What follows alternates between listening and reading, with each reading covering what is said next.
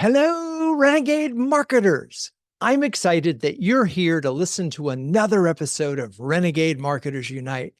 This show is brought to you by CMO Huddles, the only marketing community dedicated to inspiring B2B greatness and that donates 1% of revenue to the Global Penguin Society. Wait, what? Well, it turns out that B2B CMOs and penguins have more in common than you think. Both are highly curious and remarkable problem solvers. Both prevail in harsh environments by working together with peers. And just as a group of penguins is called a huddle, over 352 B2B CMOs come together and support each other via CMO huddles. If you're a B2B marketer who can share, care, and dare with the best of them, do yourself a favor and dive into CMO huddles. We even have a free starter program and, of course, a robust leader program, neither of which requires Penguin's hat. Thank goodness. Join us. And before we get to the episode, let me do a quick shout out to the professionals that share your genius. We started working with them over a year ago to make this show even better and have been blown away by their strategic and executional prowess. If you're thinking about starting a podcast, or want to turbocharge your current show, be sure to talk to Rachel Downey at shareyourgenius.com and tell her Drew sent you. Hello, Renegade marketers. Welcome to Renegade Marketers Unite, the top-rated podcast for B2B CMOs and other marketing-obsessed individuals. Alrighty, folks, you're about to listen to a bonus huddle, a specially curated huddle that we run once a month with experts sharing their insights into the topics that are most important to our CMO community. We call them huddlers. The expert at this particular huddle was Peter Weinberg, head of development at LinkedIn's B2B Institute, who joined us for a discussion, amazing discussion on rethinking B2B marketing. I know you're going to find it inspiring, so let's get to it. All right, so let's get this bonus huddle started. I'm excited to welcome Peter Weinberg. Peter Weinberg is a global lead at the LinkedIn B2B Institute, where he researches and develops contrarian, and that's the key word here, contrarian marketing strategies designed to give LinkedIn's clients a competitive edge. Peter has spent the majority of his career at LinkedIn in various sales and consulting roles. Prior to LinkedIn, Peter worked in creative planning at Dentsu. In fact, I think we overlapped briefly there, and media planning at Group M. Outside of LinkedIn, Peter is a profoundly unsuccessful science fiction novelist and a devoted Nintendo player. Peter was born, raised, and eventually will die on the island of Manhattan in New York City, or at least so says his bio. So welcome, Peter. How are you? And I guess I don't have to ask where you are? No, you don't, Drew. I am right here on the island of Manhattan, although I'm ashamed to admit I recently moved to Brooklyn, so I might need to update that bio. But I can, as long as I come back to die in Manhattan, the bio will be accurate. It will be. And, isn't Brooklyn the new Manhattan anyway? Yeah, it's just New York City. Manhattan is just so old, it's 100%. just bad. So 1850s, Brooklyn is just the future. It is. All right. Well, speaking of the future, we've got a lot of ground to cover because you've done so much research over the years that supports spending more on demand creation, and we'll call that brand spending, than on demand capture. And I just want to point out for huddlers, we talk about this difference a lot over the course of the years, the difference between demand creation and demand capture. And Peter, just so you know, there are a lot of CMOs who will not use the word brand internally because brand feels like squishy stuff that doesn't drive revenue. So demand creation and demand capture, those are acceptable words in a lot of C-suites. Let's start with the evidence that you've gathered that supports spending more on demand creation versus demand capture. And I know there's a different balance for B2B than B2C, but what's the evidence that supports that this actually works? That's a great question, Drew. It's the billion-dollar question. Yes, as you said, first and foremost, B2B marketers, especially very overinvested at the bottom of the funnel, tend to invest very little at the top of the funnel. It's really what we do here at the B2B Institute over the past 5 years. We've just been trying to make the case for top of funnel investments. using empirical research that ties to financial outcomes that like CFOs can understand, who are often one of the biggest barriers to brand investment. So you asked about the evidence. I guess I would say three things. First, I think there's a very underrated data set in the world, which is called common sense, very underrated empirical data source. So what would the common sense answer to the question be? It would basically just be like this. You cannot buy a brand that you don't know exists and that you've never heard of. It's like physically impossible, right? If you don't know something exists, you cannot purchase it. So to the extent that the job of brand or demand creation is to let people know the brand exists, well, just basic common sense would say in the sequence of events, you need to have that before you can have anything else. And then, of course, we also know from common sense, we don't usually buy brands that we've never heard of. I think we are inherently suspicious of a weird company we've never heard of. I mean, imagine two people come to pitch for your CRM business. One is Salesforce. The other is like Jimmy's Discount Consulting CRM Shack. Maybe 10 out of 10 people are going to go with Salesforce just because it's familiar. And the fact that it's familiar tells you a lot about the strength and credibility of the organization. So that's the common sense argument. If you're not swayed by common sense, I think there's two really good empirical data points that you could use. The first is the research from Les Binet and Peter Field, who are mentors of mine and really the first people that we partnered with at the B2B Institute. So for those of you who don't know, Binet and Field are these British gentlemen, and they've gotten very famous for a very simple idea, which is just that there are two types of marketing, what you're calling demand creation, demand capture. They call it brand building and sales activation. But whatever you call it, their key idea is that you need a balance between these two things. And what they do is they look at econometrics. So they look at empirical data showing we did X from a marketing perspective, and then we saw Y from a financial perspective. They look at business effects, by which we mean revenue growth, profit growth, market share growth, et cetera. And the key idea they've gotten famous for is the 60-40 rule, which is that your financial performance is maximized when you've got something like 60% at the top of the funnel spent there, 40% at the bottom of the funnel. We did the first ever B2B cut. So we just looked at the B2B econometric cases in the IPA databank, and it was more like a 50-50 split. But again, that's the recommendation. What you really see in B2B is more like a 199 split where nobody's really doing anything at the top of the funnel. So there's common sense, there's Binet and Field. And then the final one I'll reference is the Ehrenberg Bass Institute, probably the most important marketing think tank on the planet right now. And they have this idea of mental availability, how easily a brand comes to mind in a buying situation. And there is a 95% correlation between your mental availability, how easily you come to mind, and your actual buyer penetration, so how many customers you have. Common sense, and then two data points that link these brand marketing metrics to financial outcomes. And after 5 years, that's probably the best I could do to answer that question. All right. Well, we're going to take these one at a time. I think it was please. Harry Truman who said, if common sense were so common, more people would have it. It is a little uncommon. I think as I'm imagining this conversation between the CMO and the CEO and the CFO, and they just went through the last 5 purchases they did, asked them how many brands that they purchased, they bought from companies that they had never heard of. The answer is 0. Sort of the second part of that is ask every salesperson how it felt when they called somebody and said, "Where are you from?" and how that went. There is a way to build more anecdotal support for the common sense thought.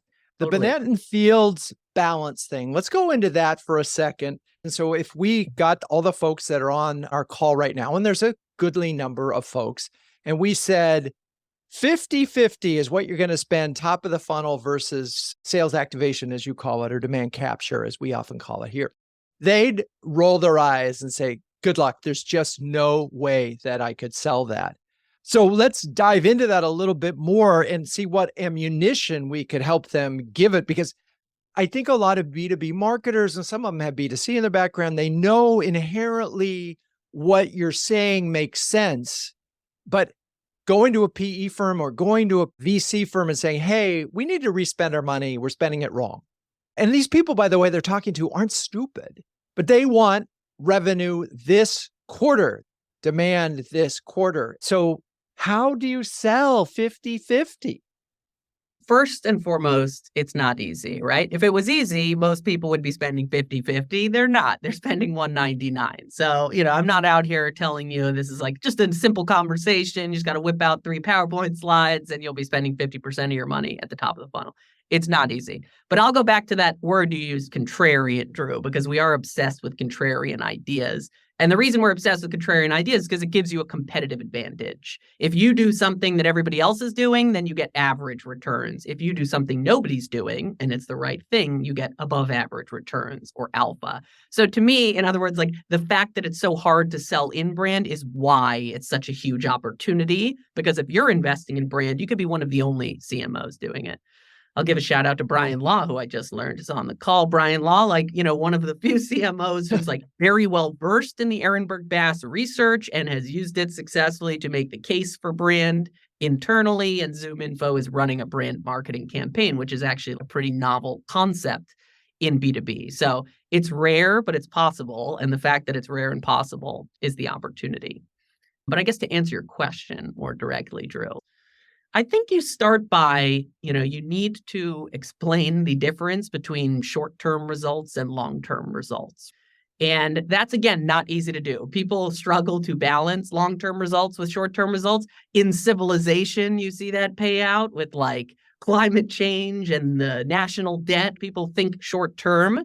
And of course, it's true in business. But I think the truth is in business, this is not a totally foreign concept. Most people know that long-term growth is actually more important than short-term growth. You can't just play long. I think you referenced the famous John Maynard Keynes quote, in the short term, we're all dead. But let's say you work at a public company and you look at your stock price.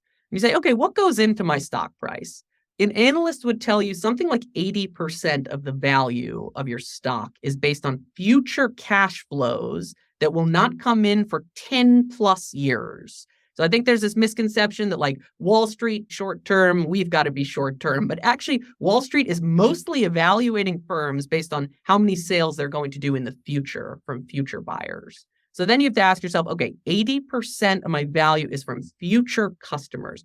How do I influence future customers who don't need CRM or analytics or business insurance right now? How do I influence that audience, which is about 95% of the market that doesn't need to buy the category right now?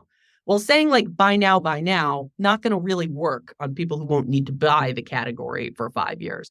It's really more about building a memory of the brand that is likely to be recalled when people enter the market.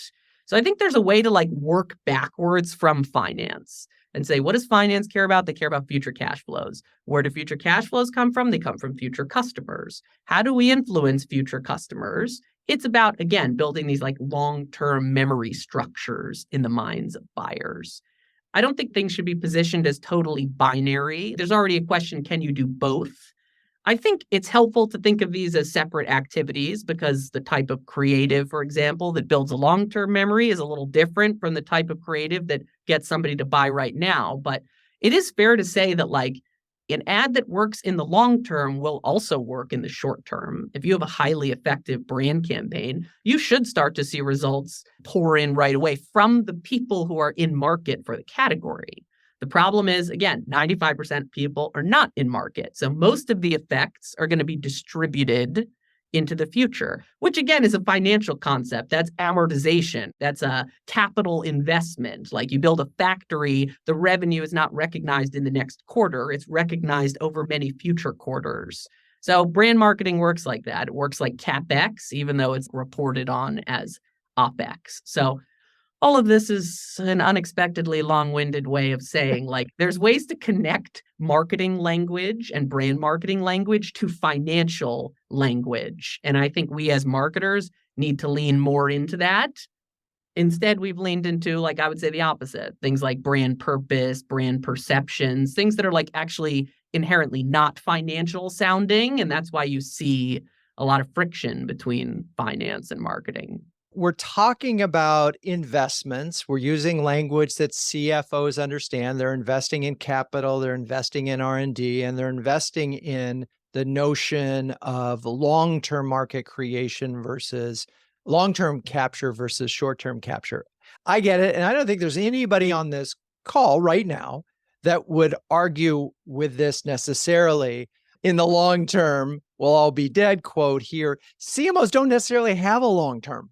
They have a pretty short window. So I guess what we need to understand is if we have 2 to 3 years to do this in an average tenure, and you're going to put your money to increase the odds if you want to stay at this company to 4 years or 5 years, the payout that you're talking about is 18 months, 24 months, 36 months. So I think we need to define the long term a little bit better to help CMOs sort of go, okay, this isn't going to help in 6 months, but it is going to help in 18 kind of thing. And so is there any math in that area? Yeah, I think there absolutely is. First of all, again, not easy. There is a principal agent problem here, right? Like our personal motivations as a CMO or as a marketer, not necessarily aligned always with what is in the best interest of the business. If marketing works over decades and most marketers are not in their job for decades, that's an incentive problem. Generally, sticking with your old creative is more effective than launching new creative, but what marketers like to stick with, their predecessor's creative. You don't win a Cannes Lion for running last year's creative. So there is like a fundamental incentive problem, and I'd say we can't probably capture that today, Drew, but I think you do have to quantify these things. The reason why the bottom of funnel marketers get all the money from finance is because they walk in with things that look like financial models that say, if you spend more money here, you'll get this many leads, which will convert into X number of sales. And finance says, okay, I can basically understand that. Then the brand marketer comes in with their mood boards and like brand personality, and it looks like arts and crafts versus finance and math, which was what the bottom of funnel people came on. So all of that is to say, I think there are ways to quantify the value and impact of top of funnel marketing. It's not always as easy, but it's possible. And it's measuring things like mental availability, which we can talk more about, but it's measuring the likelihood that your brand will come to mind in a variety of buying situations. And are you increasing that number over time? And then there's a series of sub-metrics that determine whether your mental availability is going up or down. So I think it does start with leaning into the quantitative nature of brand instead of the qualitative and creative aspect of brand that I think is really what's been emphasized over the past 10 years, 20 years, which is why to your original point, Drew, like brand has a brand problem. It's been rebranded by a lot of marketers who are allergic to the term, understandably so. And so the thing about demand generation and demand capture is, okay, that sounds like it's aligned with a business. So I don't have a problem with folks not using the term brand, but you talk about a mental availability. Let's go into that a little bit in terms of what that looks like from a measurability standpoint and how that plays out a little bit. Yeah, I think in this Ehrenberg-Bass revolution, which has really revolutionized CPG marketing at places like Mars and Procter & Gamble, and you see it starting to spill over into other B2C categories and B2B, this idea of mental availability is like the bedrock concept in the Ehrenberg-Bass revolution. I always think, Drew, it's easiest to just demonstrate it with an experiment. Would you like to participate in a psychological experiment? Yes, please. Let's do it. Okay, so let's try this. Let's say you're on a tropical beach in Cancun and you need to order a beer. What brand comes to mind? Dos Equis. Dos Equis, interesting. Anyone on the call, what will people say? Give me in the chat, maybe. When you ask people in the world that, 9 out of 10 times they say Corona, 1 out of 10 times they say Dos Equis, which tells you there is like a probabilistic nature to which brand comes to mind. Let's switch. Now let's say you're at an Irish pub in Dublin. What beer comes to mind? Guinness. Great. So everywhere in the world, you hear Corona and you hear Guinness. That's not because like the universe dictated that you must order Coronas on tropical beaches and you must order Guinness in pubs. It's because the marketing department has tied the brand to that buying situation, or what's called a category entry point in the academic research. Corona's advertising is all find your beach. It's pictures of beaches with a Corona. Guinness's advertising is all people in Irish pubs drinking Guinness. It's like overly simplistic to say which brands come to mind when you need a beer, because within that category, there's many different situations in which you buy a beer, and different brands come to mind in different situations. And that is basically what mental availability is. It's the likelihood that your brand comes to mind in a variety of different buying situations. I'll switch to CRM, okay? People don't buy CRM. There is 33 actually different buying situations for CRM. Some people want to forecast sales better next quarter. Some people want to do marketing automation. Some people want to deliver personalized interactions to customers. 3 unique buying situations. Different brands are retrieved in those different situations. If you ask buyers, which brand do you think of in this CRM buying situation, you get one set of brands, another, you get another set of brands. And if you do a leaderboard, you'll see the biggest brand, Salesforce, it's the biggest brand because something like 90% of buyers think of it in at least one situation. And on average, people think of it in about 13 different situations versus a small brand, let's say Twilio, only 50% of buyers can link it to even one situation, and it's 5 situations on average. So if you're Salesforce, how are you going to grow? You're going to grow by linking the brand to more situations. There's 33, you're only thought of in 14. If you're Twilio, you need that too, but it's more like at least make sure 90% of the market can think of you in one situation. So big brands can probably go after multiple buying situations. Small brands have to be a little more focused maybe on one situation. But I'll just go back, Drew, to this being a more commercial framing of what brand marketing does. We're thought of as 2 points more sexy and innovative to your CFO. They're like, okay, cool. Thank you. Please get out of my office. But in some ways, the notion of share of voice is in this, baked into that as well, right? Because in theory, your likelihood to be in somebody's brain is higher if your share of voice is higher, right? So we have a couple of questions and a comment. Brian Law doing a recent session with Aaron Burbass for demand versus brand. And what it really talked about is that brand work should also have a short-term impact. And this is a question that we also got from the audience. Like a trade show, in theory, could do both. You can capture interest right then, and you can generate interest on a broader level with the audience at the trade show. So the key point here is demand generation. Don't call it only long-term. Because in theory, it could, if you do it right, could have a short-term impact as well, right? I think they refer to it as like brand is not like some time bomb where like nothing happens and all of a sudden it explodes. Like if it's going to work, it has to start showing you indications that it's going to work. It's just the combination of those that they're additive over time. You should be seeing sort of improvements in sort of your funnel performance. An example was something that we did with LinkedIn is when people saw the brand ad, they were more likely to engage with our demand ads. And so there are ways to actually start to see sort of initial indications that will give you confidence that it's going to be beneficial over time. So you're not just hoping and thinking, I hope I don't get fired because I just spent a lot of money and I'm not going to know for a year. You do need to find out if it's actually having meaningful impact. The messaging and the creative that you do for top of the funnel work is different than the messaging that you're doing for demand capture. Is that right? It's not buy. It's planting a seed in someone's mind. Yeah. So at least the way that we're doing it is thinking about mental availability. What are those buying situations? What are the thoughts, feelings, emotions that are triggered in those buying situations? Ideally, where is there white space between how people are thinking about your category and then how they're thinking about you and your competitors, and then figuring out which of those are like the lowest hanging fruit to take advantage of. And then really trying to attach your brand to those category entry points, as Peter alluded to. So that's sort of like the top of funnel messaging and release we're trying to focus on. Okay. Thank you, Brian. Peter, let's talk about category entry points and what really means that. And then I do want to talk about creativity because I know that's a big part of this too. It's not just spending money. You can't do boring brand work and cut through. So let's talk about category entry points, what that's all about. Yeah, category entry points is pretty straightforward. You start with the 95-5 rule, probably the hottest concept we have here at the B2B Institute. So what is the 95-5 rule? It's that in any category, CRM, beer, business insurance, it doesn't really matter. There are 2 segments, people who need to buy the category right now, people who are going to buy the category in the future. And in any category, something like 95% of people are not in the category to buy. They are future buyers, and they become the 5% who are in market.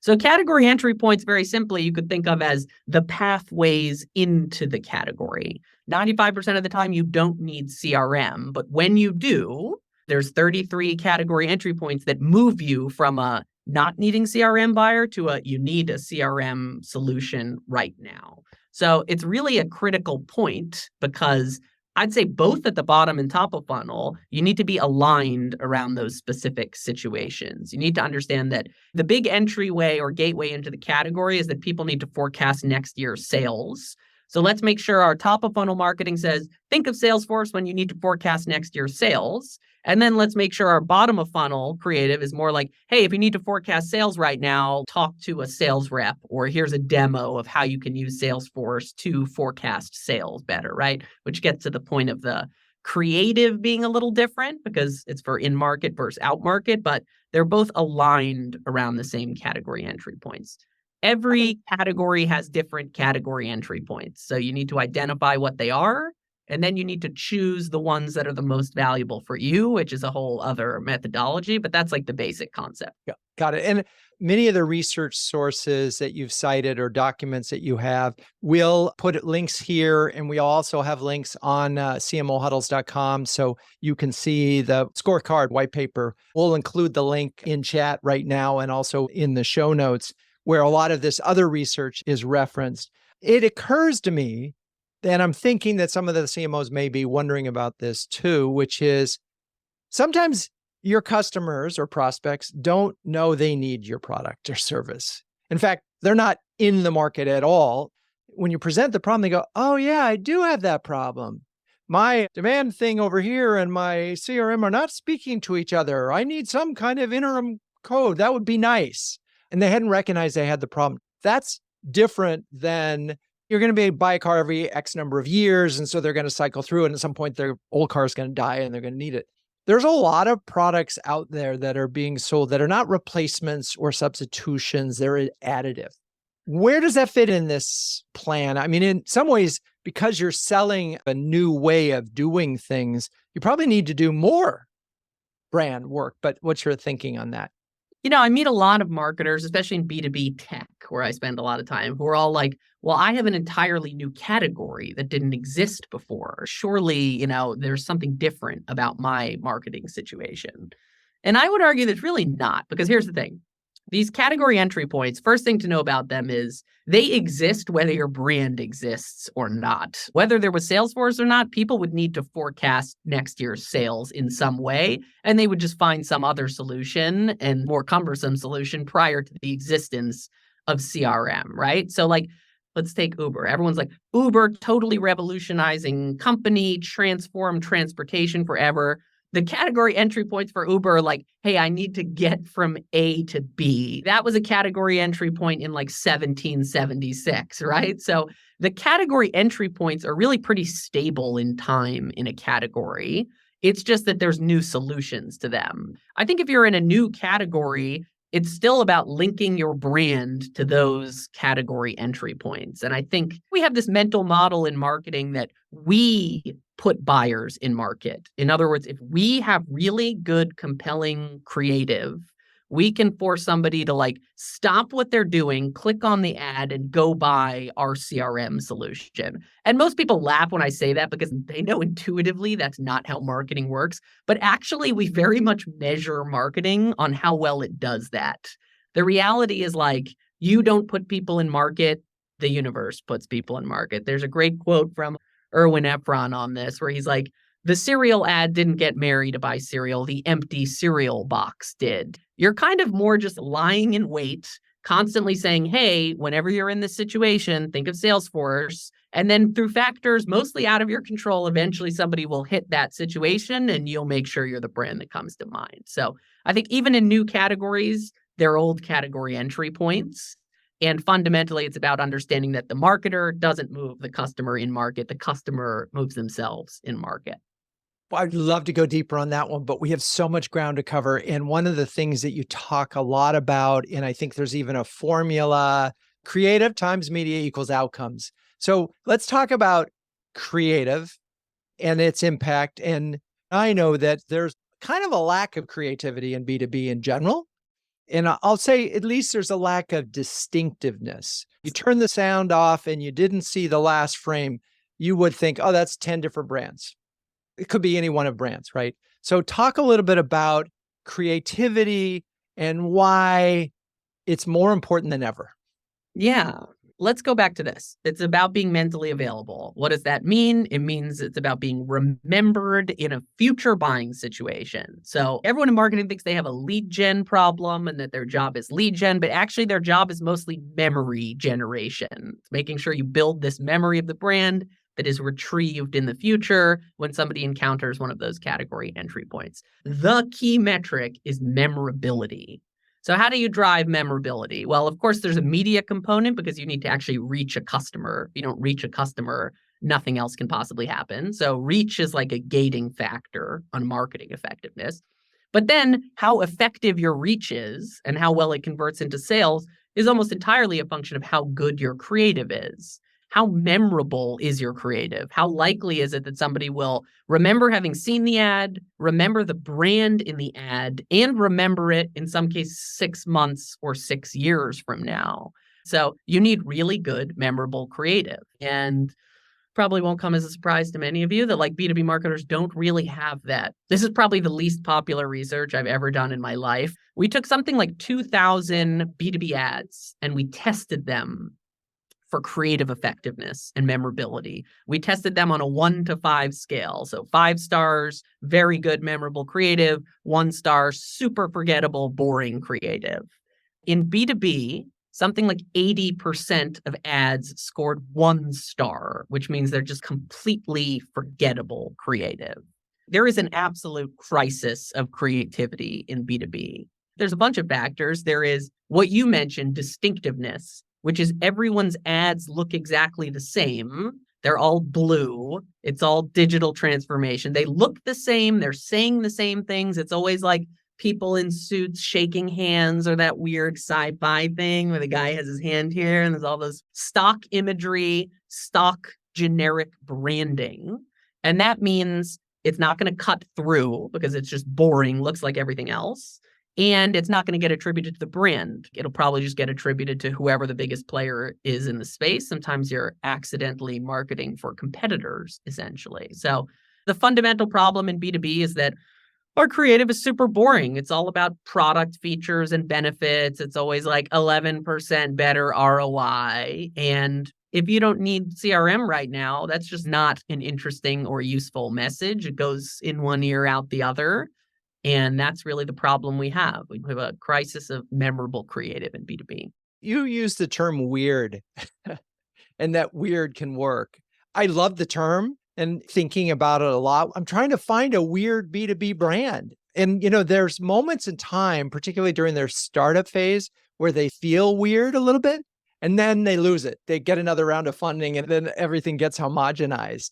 Are there any weird B2B brands out there?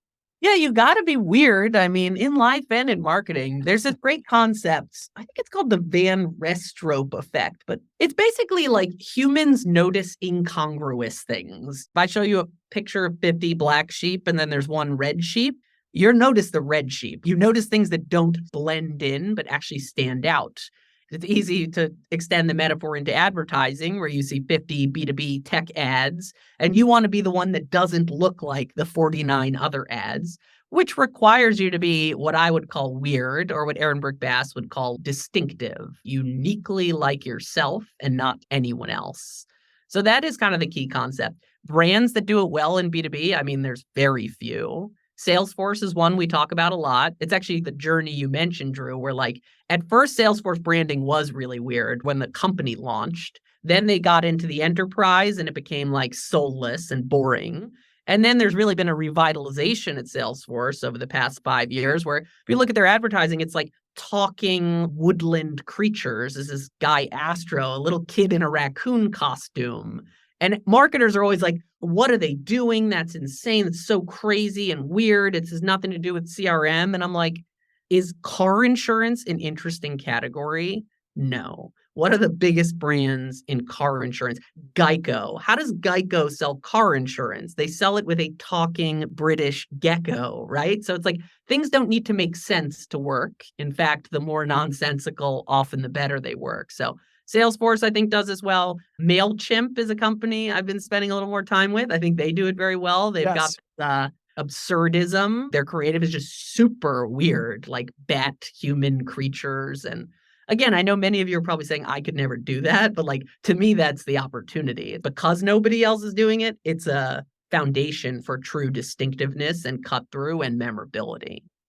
I would imagine the CMO saying, okay, I want to go spend 50% on brand building, doing some kind of weird creative.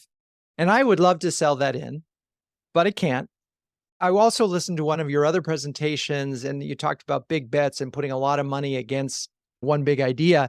So is there any way in your mind, and have you seen this, where B2B brand did a side test where they actually tested some weird stuff in some way so that they could make the business case, look, this was 4 times more effective, both at top of the funnel and at capturing the attention? Is there anything that suggests that this is testable so they could at least not have to bet the ranch on it? Yeah, absolutely. I think it's all testable in a variety of ways. You could run one super boring ad and one less boring, weird ad. Again, weird is a spectrum. So you don't have to go full weird, but you could be mildly weird. You could run weird and boring. And you could measure, for instance, like ad recall. What percentage of people, when you survey them afterwards, remember having seen the creative? And I think you'll find that people much more likely to remember the weird, incongruous thing than the thing that looked like every other thing. A lot of my most sophisticated clients, they test everything through market holdouts. So they'll literally just say, like, in Estonia, we're going to run top of funnel brand with weird emotional creative and bottom of funnel lead gen marketing. In Tasmania, we're going to do no brand, straight lead gen. And then we're just going to compare what happens in those markets in a quarter, in a year, ideally in multiple years. That's why these are empirical concepts. They replicate, like you pretty consistently get the result that the market with the brand support performs better than the one without. The weird ads are generally more memorable than the boring ads. These things prove out. Love that. I was thinking exactly the same thing for international companies. They could definitely use countries that were willing to do it. And the risk is probably more than manageable. And the results could be dramatic. You change your mix, your messaging mix, you change your spending mix, and yet you could sort of isolate the variables there. So one of the things that this just so reminds me of P&G's always on, right? That you really talk about this in B2B, not just B2C, where spending every week is taking your budget, dividing it in 52 is better than creating spikes going on, going off. Can you just sort of defend that thesis? Yeah, I can. It's really funny. Like, we spend a lot of time with the Weinberg Institute. This is like the holy grail of marketing. One time I asked Professor Byron Sharp, I'm like, you have so many contrarian recommendations. Which one makes the biggest impact when a customer implements it? And without question, he's like, when I get customers to spend their media more evenly over time than in bursts, which is weird because they think of creative as an arbitrage opportunity. They think less about media as an arbitrage opportunity. But I'll keep going back to this 95-5 rule. Most of people are not in market. At some point, they will be in the market. The problem is it's very hard to know when someone is going to enter the market. And as a result, you just need to be always on, spaced out over time, pacing and spacing, so that likely they go in market as close as possible to having seen that reminder of the brand. People talk about reach and frequency. We think more about reach and recency. In other words, how recently did they see the creative from when they actually went into the market? And that's where like spacing works very well. Most clients, they spend all of their money in, let's say, December. And then you're like, hey, why did you do that? And they're like, well, if I didn't spend my budget in December, I was going to lose it in January. So like their media planning, in other words, is mostly dictated by like internal political considerations, not how I would do it, which is I would say, look at your sales for a year. If they're pretty evenly distributed across the year, then your media needs to be pretty evenly distributed across the year because it means people are constantly entering the market every month. If you have a highly seasonal business, like I used to work on Miracle Grow, which, by the way, was a very bad fit for me as a Manhattan, New York City native, talking about the gardening category, but they spent most of their money in spring because guess what? That's when most people enter the market for planting and Miracle Grow. So generally, if your sales are evenly distributed, your media should be evenly distributed instead of this big burst spending and then going dark. I'll come back to finance. You talk to a financial advisor, first thing they'll tell you, don't try to time the market. Don't try to buy and sell stocks at very particular moments. Focus on time in market. In other words, how consistently are you invested? And if you're consistently invested over time, the performance goes up and to the right. Marketers, I think, with all due respect, are grossly overconfident that they can time the market and time the customer and hit them at that exact moment or right before that moment when they go in market. We'd be better off focusing on time in market and saying how consistently are we in market with this very consistent messaging so that you get those compounding annual returns. We're going to have a highly distinctive, consistent message with as much reach as we can afford, because you argue that reach correlates to share in some ways or another, right? And certainly if you have a higher share of voice and you have a higher share of mind, in theory, you're going to have a higher share market. And there's some data in one of those studies that connects an increase in share of voice with an increase in share of market, right? It's not as direct as it is for B2C, but it's still a pretty good correlation. Yeah, it's actually a little better in B2B. So this is called ESOV efficiency. In more technical terms, it's kind of like advertising elasticity, but it's basically how much sales do you get for a set amount of reach? Reach is the most important metric to gauge your marketing effectiveness. Because as I said, if you don't reach anyone, you can't possibly influence them. Everything is predicated on reach. And so basically what you have in the Binet and Field literature is this idea that for every 10 points of extra share of voice, so that's share of voice in excess of your market share. So if you have 10 points of market share, 20 points share of voice, that would be 10 points. You get about 0.7% market share growth per year for that amount of reach. And creative is what would bend the curve. So if you have really good creative, maybe you get 1% market share. If you have really bad creative, maybe you get 0.2% market share. And B2C, the average is actually like 0.6 versus 0.7. So you could argue like B2B is actually more responsive to reach and advertising than B2C. And you do see huge variance across categories. For retail, it's 0.2. For durables, it's 0.9. So different categories respond differently to reach, but there is a correlation. And it's one of those rare things, a marketing metric, share of voice, that is directly correlated to a financial metric, which is growth.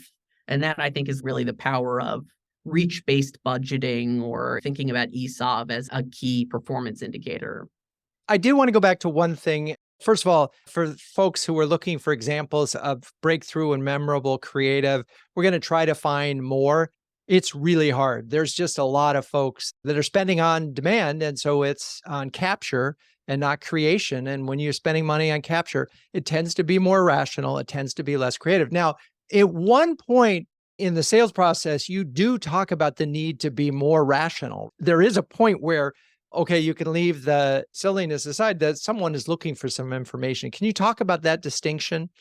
Yeah, definitely. I mean, okay, you don't need CRM. Now suddenly you need CRM. If you go talk to Salesforce when you're in market for CRM and they come in with the talking woodland creatures, you'd be like, yeah, okay, no, but like, I'm really interested in like the pricing model. Can you show me some proof that this thing will help me forecast sales more accurately? So once you are in market, there is a bit more rational consideration that takes place. And that's where I think there is a market for more product feature specific messaging. But I just would stress, first of all, most of the processing is not rational. It's unconscious or psychological versus logical. And then also, you can only rationalize the brands you already know exist and have thought of. So the research is pretty clear that like when you go in market, you usually think of about 2 brands, and like 80 or 90% of the time you choose one of those 2 brands. So what may make the difference for those 2 brands is how good is their rational sales pitch and product marketing and sales process. It may make a difference there, but where the real drop off is for most brands is they're not one of those 2 brands. Your number one focus should be qualifying for that race. And then you need to worry about like running the race faster than your competitors. And again, some of that rational messaging can help there, but it shouldn't take the emphasis off being a brand that people can even rationalize because they know it exists, which is what the top of funnel type marketing delivers. As I think about the 5 to 95% ratio, a lot of this is based on the fact that you expect 5% of your prospect pool will be in the market for your product or service in the next 90 days. That may be high for some categories. Very high. 95.5 is a heuristic. It's just to say that the reason I feel comfortable calling it a law is because I don't think you can find any category in which most people are looking to buy that category like right now at this moment. In any given category, most people are not currently in market. That'll be where the percentage is skewed. But 95.5 is general. You brought up cars. People buy cars on average every 10 years, which means 10% is up for grabs in a year. And then you have to divide that by 4 to know how many are in market for a quarter. How often do people buy new business banking services? That's like every 3 years on average. So there's a bit bigger. We just came out with research on financial services, and it's more like 16% of, for example, SMB customers buy a financial service in a given quarter. So it's not 95.5, it's 1684. But the rule still holds, which is that most of your customers are not in market and you're mostly influencing future buyers, not the in-market buyer. But it's important to your pointer to know what that is for your category, because that's how you set proper expectations with the business. The CFO and the CRO needs to understand that the amount of leads you bring in a quarter is dependent or conditional upon how many people are buying the category that quarter. And because that's a small number, like there really is a ceiling of how much sales you could possibly drive in a short term. Most of the sales will be distributed across future quarters. And I think that's a key concept marketers need to understand, and then they need to explain that to their cross-functional stakeholders. And there's so much, I guess, these days, online behavior that would indicate they're in the market. And if you actually did the math on that, you'd probably see it for yourself. Lots of companies, they've got their 1,000 or 5,000 or 10,000 companies that they want to do business with. But if they looked at actually the folks that are going to Trust Radius or G2 to look at that, or people that are going to read analyst reports, or some of those other things that are early signs of buying, you might find what that number is for your category. Yeah. And listen, it's big enough that you should care about it. Like, I'm not saying you should just ignore anyone who's in market and only talk to future buyers. It's just you need to understand it's a relatively small opportunity. It's not really where you're going to make your money. Your money will be built getting ahead of that moment. Persuasion, you could call it, versus persuasion.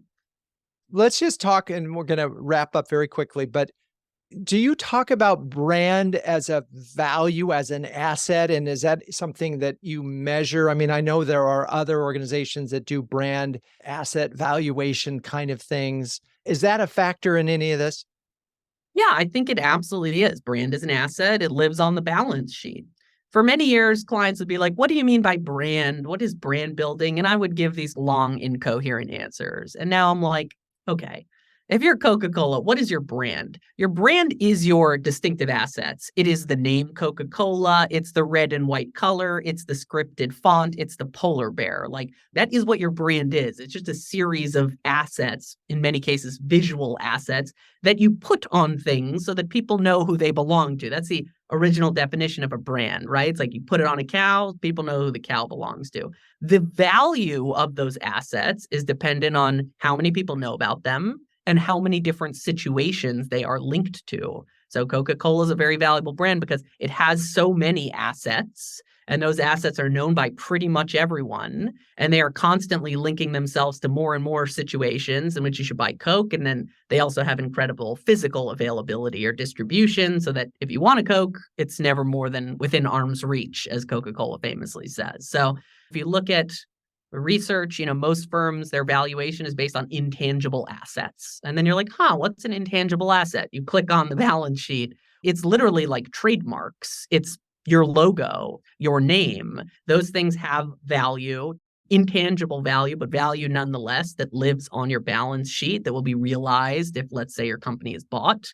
And your goal as a marketer, I think, is to build up those brand assets and increase the value of the assets by doing all of the things we're talking about. And that can be measured. It really can. You just show people, let's say, your logo with your name removed, and you ask them, what percentage of you recognize this logo? And if you're Geico, 100% of people say, I recognize the Geico. Then you ask, cool, who does the Geico belong to? 100% of them say Geico. They don't say Progressive. They don't say State Farm. So that's an asset that's incredibly valuable because it's 100% fame, 100% uniqueness, 100% recognition, 100% attribution. And if you're a good marketer, you're growing the valuation of those assets over time. So that's kind of how I would think about it. I want to sum up with a statement that you said the definition for the purpose of a brand is to help customers make fast and easy decisions. I think that's such a profound and simple way to be thinking about this. Because if you could help your customers make fast and easy decisions, you win, whether they're in the market or not in the market later on. There's so much in the various research that I look forward for the huddlers for sharing all this with you. Let's wrap up, Peter, with 2 do's and 1 don't for B2B CMOs when it comes to sort of getting more out of their marketing in the context of everything we just talked about. Do invest in top of funnel, not just bottom of funnel. Invest in distinctive, consistent creative that you run year after year to as many buyers as you can possibly reach. So top of funnel, consistent creative, broad reach among category buyers. What you should not do is the exact opposite, which is what most marketers do in B2B, which is all bottom of funnel. It's all real-time changing creative based on product features, and it's all hyper-targeted to the CEO at the pharmaceutical company in Minneapolis with 10,000 employees, right? So it is literally the inverse of that. And that, I think, is the big opportunity in B2B. And by the way, as you think about it, the chances are every one of your competitors is not doing that. They're spending 95% of their dollars on the 5% of the folks that are in the market right now. 100%. They're Source of competitive advantage, which I think is hard to come by, super important. All right. From your lips to the CEO and CFO's purse, we will do this. Okay. Well, Peter Weinberg, thank you so much for joining us. Where can huddlers find you? Yeah, thanks so much for having me. Hugely appreciate it. LinkedIn is my platform of choice. I post a steady stream of obnoxious contrarian opinions there. So would love to connect with you there. And you can always send me a message if you want to talk about any of the concepts or how we could work together on them. But really hugely appreciate the invitation. Our pleasure. And thank you. If you're a B2B CMO and you want to hear more conversations like this one, find out if you qualify to join our community of sharing, caring, and daring CMOs at cmohuddles.com. Renegade Marketers Unite is written and directed by Drew Neiser. Hey, that's me. The show is produced by Melissa Caffrey, Laura Parkin, and our B2B podcast partner, Share Your Genius. The music is by the amazing Burns Twins, and the intro voiceover is Linda Cornelius. To find the transcripts of all episodes, suggest future guests, or learn more about B2B branding, CMO Huddles, or my CMO coaching service, check out renegade.com. I'm your host, Drew Neiser, and until next time, keep those Renegade thinking caps on and strong.